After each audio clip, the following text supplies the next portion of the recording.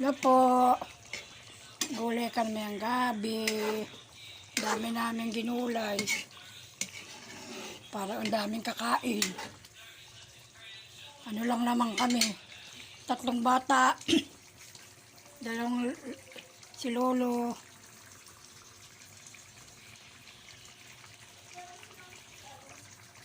Lima lang kami pero ang gulay namin dami oh.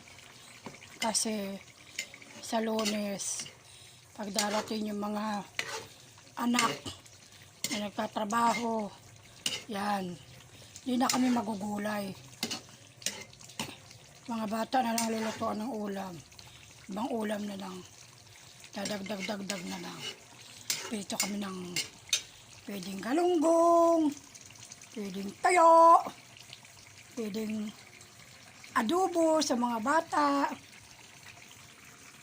Diba, Lord?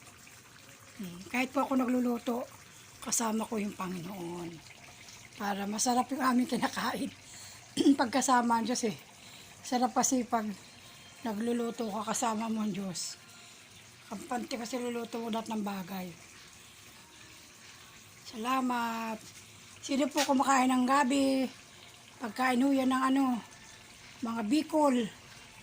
Bicol Express. Ay wala pa pala yung Col! Kuha mo ako sili pala sa rep. 2 malaki. Pati sila mahal. Grabe, 5 piso isa. Sili, green. Nakalo doon anak sa sa sa may gulay ng kalabasa sa kakangkong. Kuha ka.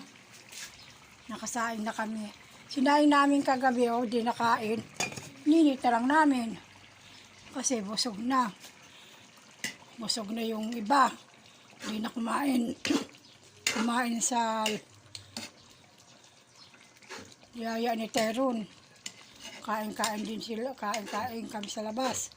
Kaya nakakain ng kanin. Pininit na lang namin.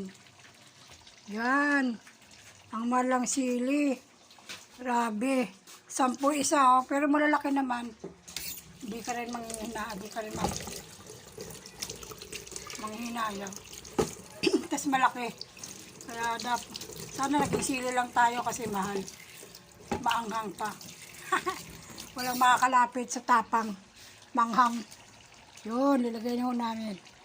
Kasi tutuyuin na namin yan. May kakanggata na yan. Sige po, bye-bye. Salamat po kung sino man po nanonood. Subscribe nyo naman kami. Salamat. I love you too.